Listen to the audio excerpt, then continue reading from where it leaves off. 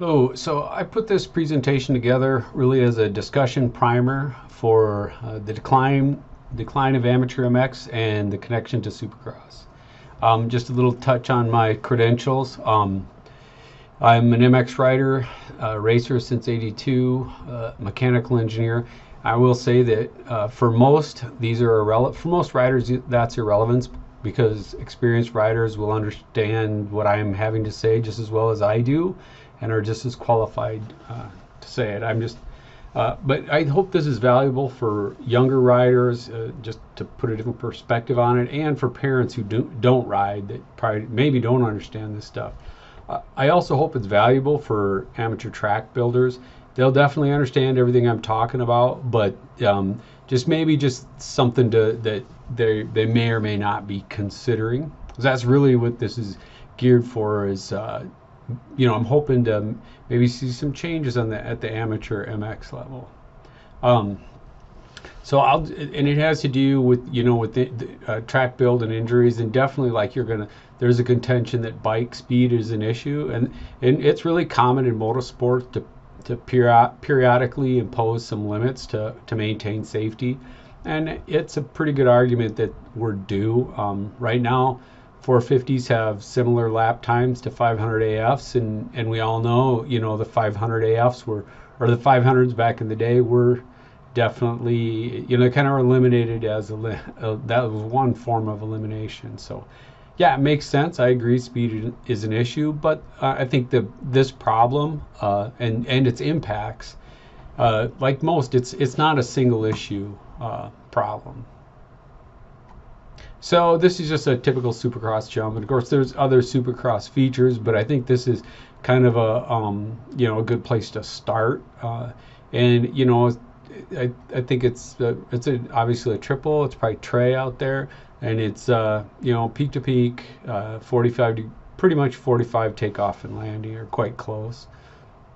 And so the trajectory that the bike is taking here, that can be easily calculated with this formula.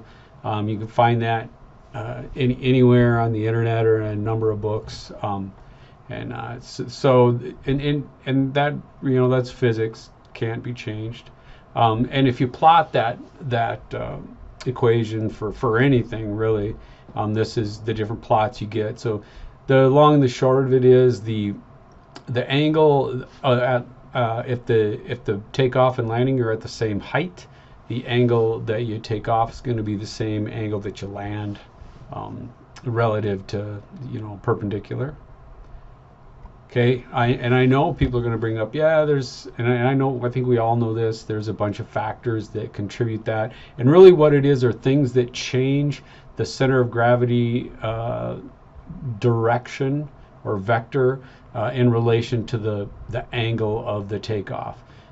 So those things are suspension response, motor response, and its impact on the suspension, the length of the face, and then of course things that lower the CG as you from the lower the angle of the CG trajectory relative to the angle of the ramp, scrubs and whips. And but I just say that each of these has some limited impact, and whatever it is, it could be overtaken. So say if we say 45 degrees is a number we're talking about, and somebody can scrub off 5 degrees or 10 degrees, then if the angle of the ramp goes up, then you're right back to 45. And there's a real driver to kind of hit those high angles within Supercross, and we'll talk about that in a second. I'll just say that it's a really the scrubs and whips, and for instance, are really interesting vector problems that would be fun to talk about, but I'm not going to go into that now. So this is like sort of the worst case scenario when you have a 45 degree launch and then basically a 90 degree peak on your ramp, because then you have a 45 degree takeoff, 45 degree landing angle, and then the angle of, if you come up short, the angle of the next rhythm section, the next jump is probably also going to be 45 degrees. And then when you get this 90 degree impact, or it's going to be a dead stop. It's basically equivalent to running into a wall. And again, we don't have to plot this for, I think everybody that's done much Supercross style stuff to understand how that is the case. Um, so this is really though like, so we can talk about the injuries and safety of basically those angle of incidence into the ramp, and what it's done to the pros. But that's not really, I mean, that comes into it, but that's not really what I'm talking about. But I think there is an impact on the amateurs, and I guess, it's a pretty easy to see amateur MX is on the decline, the number of participants, the number of tracks, and so on and so forth. And I think it's key that amateur track builders often put Supercross obstacles on tracks. And there are very few tracks left that are considered pure MX. In fact, if you're lucky enough to go ride some of the pro MX tracks, in my opinion, they're like easy. The pro outdoor tracks are easier and safer than most amateur tracks, from my experience. Just because the outdoor tracks, the pros still, they maintain more of the traditional MX geometry. Maybe not quite as well as the European tracks have maintained it, but less so than and most amateur tracks are a real mix of Supercross and Amacrac, and Supercross and motocross. And so we're losing riders strictly through attrition. I mean, so many guys are getting hurt that they don't get hurt bad enough that they don't come back. Then there's knowledgeable parents. I think we've all talked to these people. Say if their kids are into BMX or they're into mountain bike racing, or even a lot of outdoor parents, certainly, like if they're riding hare scrambles and things like that, just regular off-road, not outdoor, but regular off-road style riders, they're pretty unwilling to let their kids try motocross because the risk is known. And that certainly wasn't the case, when I started a long time ago. And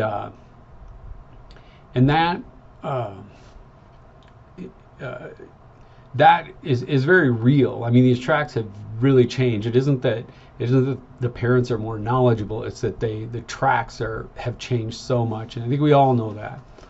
Then also the tracks are closing due to lawsuits. I think you'll hear a lot of people say, "Oh, we have this sue happy society," and sort of blame the lawyers. I can tell you, like, I do expert witness work, and it's really more difficult to sue now than it previously was, due to frivolous lawsuit legislature and summary judgment. And that's a really interesting topic if you want to dive into that. But it's a fact. And the other reality is that other sports are growing in this same environment. In fact, most youth sports are growing pretty well. So a key thing is that you can't get sued if somebody doesn't get hurt. There has to be a serious injury in order to justify any kind of lawsuit. So, and honestly, I think if we search our memories, those of us that have been around a while, definitely we didn't see the kind of injuries back in the day that we do today.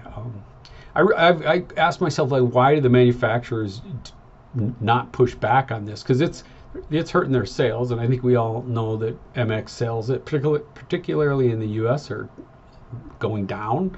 But I also think I understand that, like, MX sales in general are not a big concern for the manufacturers as a whole. They're making more money off other product lines, and so that's probably it. And also, I think SX, there's a lot of Supercross fans that go out and buy a street bike or a jet ski or something. So there's definitely value there, I think, in their sales. So, I mean, the obvious solution, and I think most of us have been talking about it for years, is why don't we lower the jump angles and use tables? And on outdoor tracks, use rollers instead of blitzers. Blitzers are fun. I mean, I love them too, but I mean, there's no denying the injury that's coming out of those. And so why not? Why are we not changing it? Well,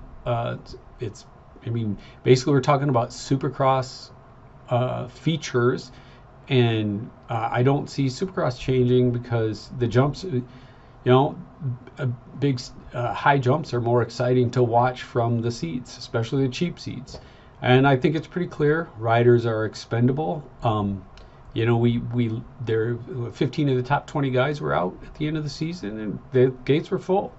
And I think another thing is that the Supercross fans are not normally MX riders, right? There's a big chunk that aren't, so they probably don't even appreciate the subtleties of the racing. You know, say if you know the way a guy takes a corner or the other things other than just how high they get in the air.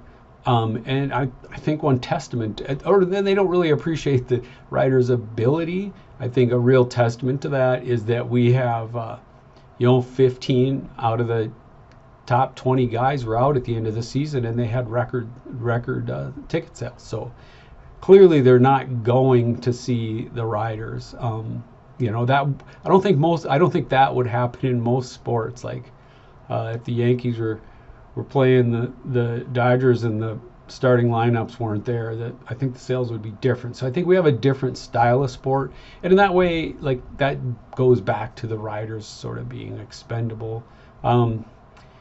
And then there's also the fact that there's a chunk of riders that absolutely prefer Supercross, and for them it shouldn't change. It needs to, or it could change, but maybe even becomes more peaky and longer, steeper, longer whoop sets that are steeper.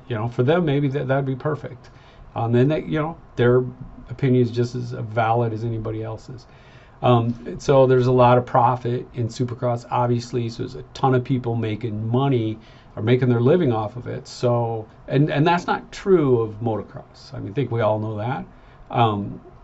And so all those people in that industry are not likely going to want to make that any change that's going to monkey up their sales. And so it's pretty clear the trajectory of Supercross is not going to change. So yeah, it's just kind of what it is. So it's financial. This sort of summarized again, financially driven, and Supercross is as a event, a spectator event. Supercross is very successful and it is growing. In fact, you'll hear a lot of people say, "Oh, we're growing the sport," or "The sport is growing." I think it's pretty clear, and I'm sure people would debate, but the income is growing, the spectators are growing, the events are growing. But as an activity, as a sport, it's not growing. There's fewer tracks, fewer riders each year, and I think most areas of the country, it's pretty severe. In fact, if you look at, say, the last 20 years, I happen to live in South Dakota, and we've gone just in maybe 10 years from probably 15 tracks to 2. Similar things have happened to the states all around us. I've done riding in Arizona, different states, Oklahoma, and it's similar down there. There's tracks shutting down all over. The riders are, key. Riders are not a limited supply. And basically, if you look at Supercross, even Supercross, the top of our sport, it's a little different than any other sport or most high-profile sports, I guess I shouldn't say any other, where the riders are also customers. Only, maybe 5-10 people are actually profiting from this. It's costing most of the riders more money to ride than they're getting money, but it's also costing them a good deal. So there's always more, and they don't have to worry about running out, because if they quit paying them, there'd still be guys showing up. In fact, one argument would say that, and I wouldn't, I don't want anybody to get upset about this, but I think anybody who could think about this, and it's going to be pretty obvious. Rider pay may not be a good investment, because there's a bunch of people doing it that are losing money to race at the pro level. And if you look at 2023, a bunch of the paid guys were out, and yet it didn't really affect the income. And I think that's pretty clear. That's all about Supercross. It's not going to change. Probably shouldn't. I wouldn't try and change it. And I know there's a lot of people that would be very upset if we were to try and change the trajectory of Supercross, and rightly so. But there's no question that MX is shrinking at the pro and the amateur level. So I'm saying like locally, where it's like if we just want to have our sport that we can have as a activity and a hobby, what can be done. And I really, I think track builders don't have to copy the trends in the pro tracks. I mean, right now most of the amateur tracks are a mix of MX and Supercross, and it's the Supercross ones that are reducing the amateur participation. So, but there are some areas still building outdoor style tracks, or even more starting, creating more, not just still building, but creating new outdoor tracks. Minnesota is an example where there's a lot of really old tracks, and I think that Wisconsin is similar, that have this tradition, and those tracks are doing quite well. People like to ride them, and they don't get hurt as much. And then the vintage series, interestingly, if you participate in any of this stuff, and I have with vintage bikes, but now, and I've been doing it for probably 10 years, but now when you go to a vintage race, there's way more modern bikes than vintage bikes. And I think that's obviously the people are going to those races, the vintage series races, because the tracks are vintage. They build the tracks so they kind of accommodate, if you're curious about it, you should just go check them out. But they accommodate vintage bikes, and I'd say the tracks I've ridden really sort of, I'd say if there's an era that they fit, I mean, some of them go back to where they're kind of designed for 70s bikes, but mostly it's like 80s bikes. So they still have nice jump features and all that, but there's seldom point-to-point jumps, and so they're tabled out. And some people like that, and like I say, it's growing, and in fact, in some of the areas I've been riding, the vintage series are outpacing the normal series. So that's an interesting thing. So, but I do think parents should really understand what they're getting involved with, and trying to control the direction of the tracks to suit themselves. And of course, what that means is they have to get involved, which is always, I'm a member of a couple different clubs, and I've had a great time participating, and I enjoy participating. But sadly, that not everybody does, but I think they're really missing out on an experience. But they're also, if they're not going to get out there and help, they're not going to have input in what the track is. So I think that's key to improvement. And I think we also have to realize that some of the riders do understand the risk, but they're so young, like they don't understand the impact to their life.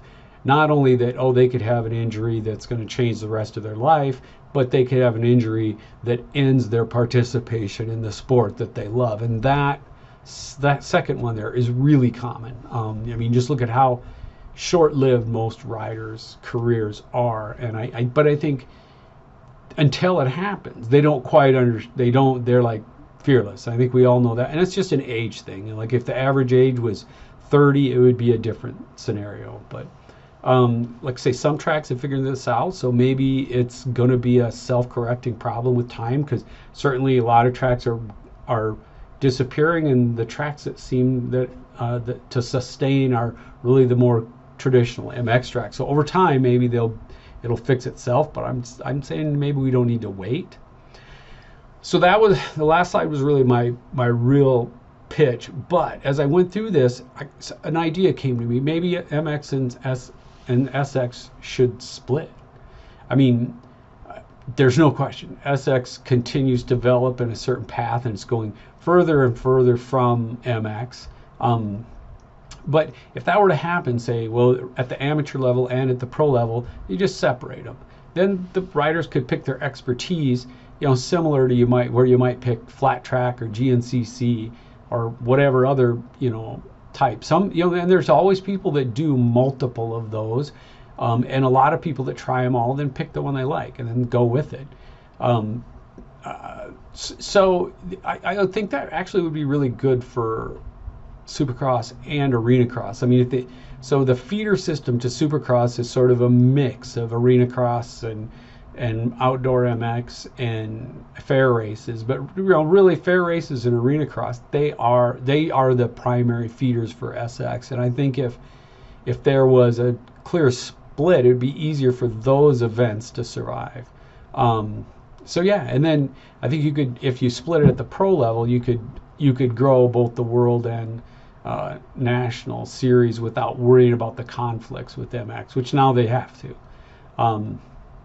No, I think the SX riders would probably make more money, and I think the MX riders would not make near the amount of money. If they picked outdoor MX, they're not going to make the kind of money that they would racing at SX. But I think that's totally fair. I mean, the reason the Supercross riders deserve that money is because they draw the fans, and I don't think you see, say, a GNCC guy complaining that they should make as much money as a SX guy, because they're not turning out. But they're happy with their sport, they're enjoying it. So but keep in mind, I guess, if this would sort of rebirth MX, the riders could make more, not only more than they would if they were just dependent upon the current participation with the limited schedule. And partly I would say yes at the pro level, yes, but even more importantly at the local level. And I think a lot of especially every year we hear more complaints from the local pros about, the purses suck. Well, the reason they suck is because the turnout overall is not good. Back in the day when I was an A rider, or what we used to affectionately call local pro, they, the money we were making is the same as it is today. Most of it comes from the B and C riders. And our events, like a small one would be 200, you might go to 300-400, and then it adds up there. A lot of local races are struggling to get over 100 riders, and then the funding just isn't there for the and the point is not to make money. I think the point is to have big events, but it would in turn help these MX riders. I think that if they want to make money, there'd be more money there to have. So and more importantly, it just be I think it could be the rebirth of MX. It's dying. Like we all know that. And then one other key point is, like, think of what if MX had MX and hare scrambles both grew out of grass scrambles? What if we still tried to keep those two as a single sport? It just, neither one would be as good as they currently are. So and like this last slide, like I say, it really isn't what I'm concerned about, but it is definitely relates, and maybe it's time to think about something like that.